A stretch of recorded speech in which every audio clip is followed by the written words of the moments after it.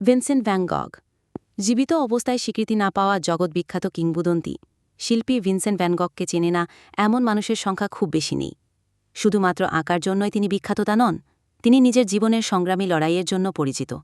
বিষণ্ণ এই জাদুকর বুকভরা বিষাদ নিয়েও শিল্প সংস্কৃতিকে দিয়ে গেছেন শ্রেষ্ঠ সব উপহার।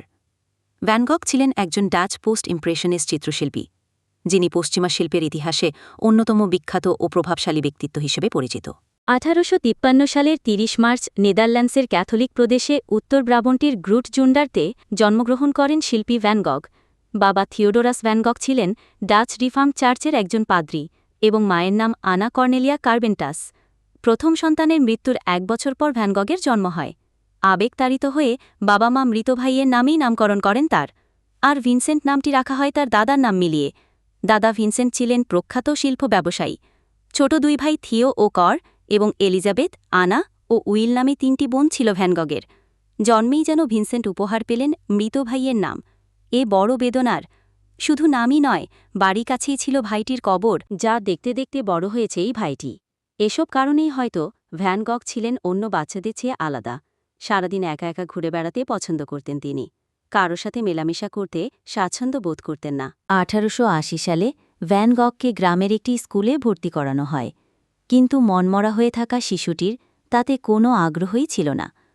1866 সালে তাকে একটি বোর্ডিং স্কুলে পাঠানো হয়। সেখানেও তার সময়গুলো আনন্দে কাটেনি, সব সময় মনমরা হয়ে থাকতেন। 2 বছর পর আচমকা সে বাড়ি ফিরে আসে।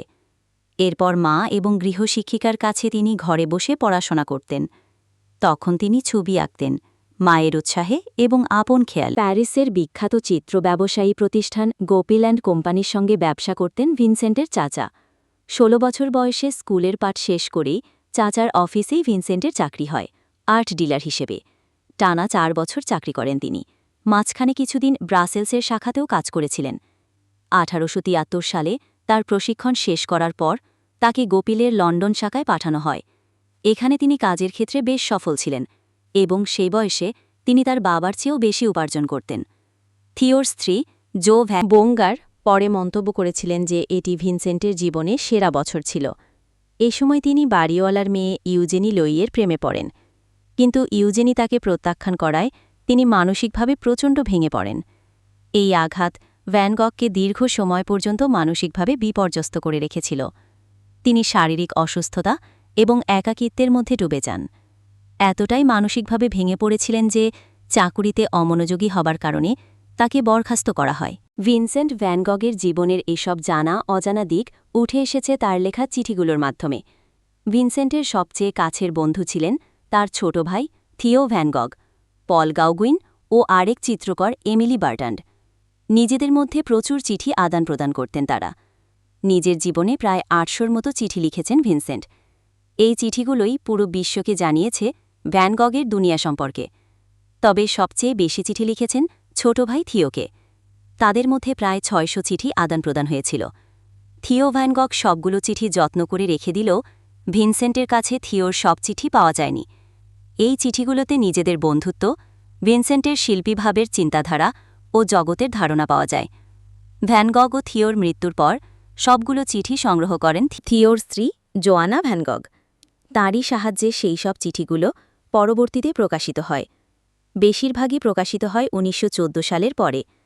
থিওর মৃত্যুর 2 বছর পর জোয়ানার সমস্ত ছবি, চিঠি এবং ভ্যান গগের ব্যবহারকৃত জিনিস সংগ্রহ করে। তখন সবাই তাকে নিয়ে হাসি তামাশা করত। জোয়ানার কাছে থিও সবসময় তার ভাইয়ের ছবি নিয়ে উচ্চ ধারণা পোষণ করত। তার বিশ্বাস ছিল একদিন তার ভাইয়ের আঁকার মূল্যায়ন হবে। চাকুরিচ্যুত হওয়ায় বাধ্য হয়ে ব্যর্থ হতাশ প্রেমিক ভ্যান গগকে স্বদেশে ফিরে আসতে হয়। কিন্তু দেশে ফিরলেও ইংল্যান্ডের মায়া হয়তো তার কাটে না। 1876 সালে রামস্কেটের একটি স্কুলের অবৈতনিক সহকারী পদ নিয়ে ইংল্যান্ডে আসেন তিনি।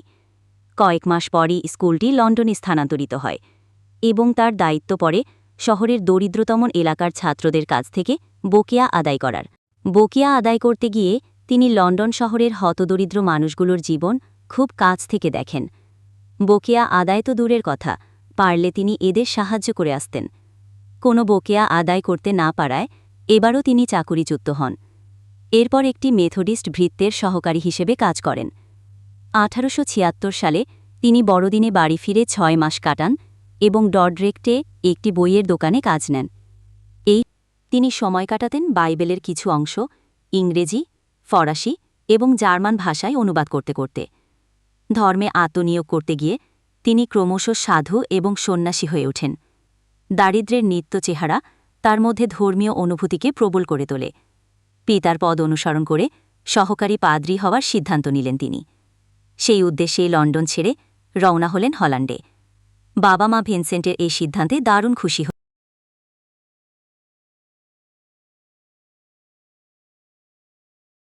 কিন্তু তাদের মধ্যে সন্দেহ ছিল পাদ্রী হওয়ার জন্য যে পরিমাণ পড়াশোনা করা দরকার তা ভিনসেন্ট শেষ পর্যন্ত করবেন কিনা। 1877 সালে ভ্যান গগের ধর্মীয় বিশ্বাস এবং পাদ্রী হওয়ার ইচ্ছার কারণে পরিবার তাকে জোহানেস স্ট্রাইকার নামক একজন সম্মানিত ধর্মতত্ত্ববিদের সঙ্গে আমস্টারডামে থাকতে পাঠায়। আমস্টারডাম বিশ্ববিদ্যালয়ের ধর্মতত্ত্ব প্রবেশিকা পরীক্ষার জন্য প্রস্তুতি নিয়েও পরীক্ষায় অকৃতকার্য হন এবং সেখান থেকে চলে যান। তিনি লেকেনে ব্রক্সেলে প্রোটেস্ট্যান্ট মিশনারি বিদ্যালয়ে 3 মাসের একটি কোর্স নেন, কিন্তু সেটিতেও অকৃতকার্য হন। তবে মানব সেবার ইচ্ছাটা তার মনের মধ্যে রয়েই গেল।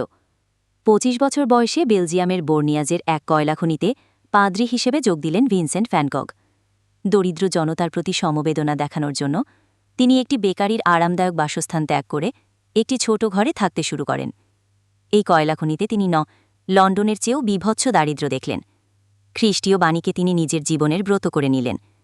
এই গরিব দুঃখী খনি শ্রমিকদের কাছে নিজেকে বিলিয়ে দিয়ে তাদের শ্রেণীতে নেমে এলেন।